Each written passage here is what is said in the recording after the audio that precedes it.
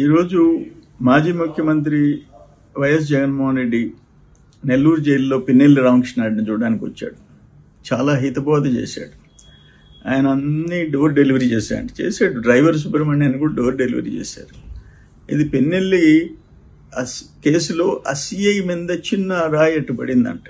అంటే ఆయన తలకాయ పగిలింది, కానీ ఈయన మీద చిన్న గులకరాయి పడితే ఆ బిడ్డల్ని తీసుకొచ్చి ఇదే నెల్లూరులో జైల్లో పెట్టిన విషయం మాత్రం ఆయనకి గుర్తు రావటంలే. ఆఖరాన ఈయన భుజానికి బటన గింజంతా కూడా ఆ బ్లడ్ రక్తపు ఒక చుక్క వచ్చింది. దానికి 5 ఏళ్ళు కోటికత్తి సీనుని జైల్లో పెట్టావు. మీ కనికరం రాలే. అంటే ఆయన్ని అందరినీ కులం, మతం, పార్టీలు ఏమీ చూడలేదంట.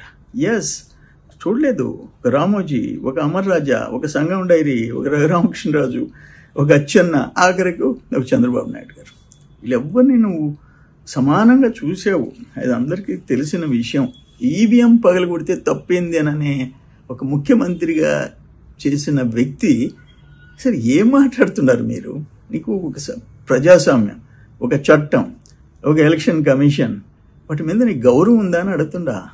అనంట ఇవన్నీ చేసి చంద్రబాబు నాయుడు రేపు అనుభవిస్తా అంట. చంద్రబాబు నాయుడు అనుభవించడు. అసలు నీ పార్టీ ఉందా? నువ్వు చేసిన పాపాలకి నీ పార్టీ ఉండదు అంటున్నా నేను. నెక్స్ట్ ఎలక్షన్స్ టైంకి వైసీపీ, వైఎస్ఆర్సీపీ పార్టీ అనేది ఉండే ప్రసక్తిలే. దాని సంగతి చూసుకో. నీ పార్టీని నిలబెట్టి దానికి చూసుకో.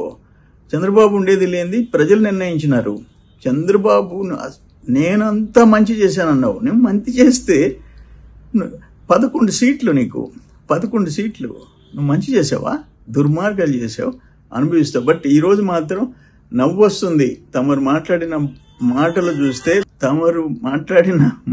చూస్తే చేసిన పాపాలకి ప్రాయశ్చిత్తం తప్పదు తమరికి. ఈరోజు మాజీ ముఖ్యమంత్రి వైఎస్ జగన్మోహన్ రెడ్డి నెల్లూరు జైల్లో పిన్నెల్లి రామకృష్ణారెడ్డిని చూడడానికి వచ్చాడు. చాలా హితబోధ చేశాడు. ఆయన అన్ని డోర్ డెలివరీ చేశాడు. డ్రైవర్ సుబ్రహ్మణ్యాన్ని కూడా డోర్ డెలివరీ చేశారు. ఇది పిన్నెల్లి కేసులో ఆ సిఐ మీద చిన్న రాయి అట్టు పడిందంట. అంటే ఆయన తలకాయ పగిలింది, కానీ ఈయన మీద చిన్న గులకరాయి పడితే ఆ బిడ్డల్ని తీసుకొచ్చి ఇదే నెల్లూరులో జైల్లో పెట్టిన విషయం మాత్రం ఆయనకి గుర్తు రావటంలే. ఆఖరాన ఈయన భుజానికి బటన గింజంతా కూడా ఆ బ్లడ్ రక్తపు ఒక చుక్క వచ్చింది. దానికి 5 ఏళ్ళు కోటికత్తి సీనుని జైల్లో పెట్టావు. మీ కనికరం రాలే. అంటే ఆయన్ని అందరినీ కులం, మతం, పార్టీలు ఏమీ చూడలేదంట. చూడలేదు. ఒక రామోజీ, ఒక అమర్ రాజా, ఒక సంగం డైరీ, ఒక రఘురామకృష్ణరాజు, ఒక అచ్చెన్న, ఆఖరికి ఒక చంద్రబాబు నాయుడు గారు. వీళ్ళెవ్వరిని నువ్వు సమానంగా చూసావు. అది అందరికీ తెలిసిన విషయం. ఈవీఎం పగలగొడితే తప్పేంది అననే ఒక ముఖ్యమంత్రిగా చేసిన వ్యక్తి సరే ఏం మాట్లాడుతున్నారు మీరు?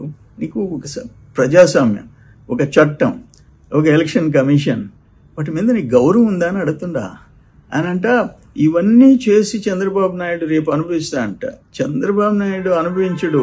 అసలు నీ పార్టీ ఉందా? నువ్వు చేసిన పాపాలకి నీ పార్టీ ఉండదు అంటున్నా నేను. నెక్స్ట్ ఎలక్షన్స్ టైంకి వైసీపీ, వైఎస్ఆర్సీపీ పార్టీ అనేది ఉండే ప్రసక్తిలే. దాని సంగతి చూసుకో. నీ పార్టీని నిలబెట్టి దానికి చూసుకో.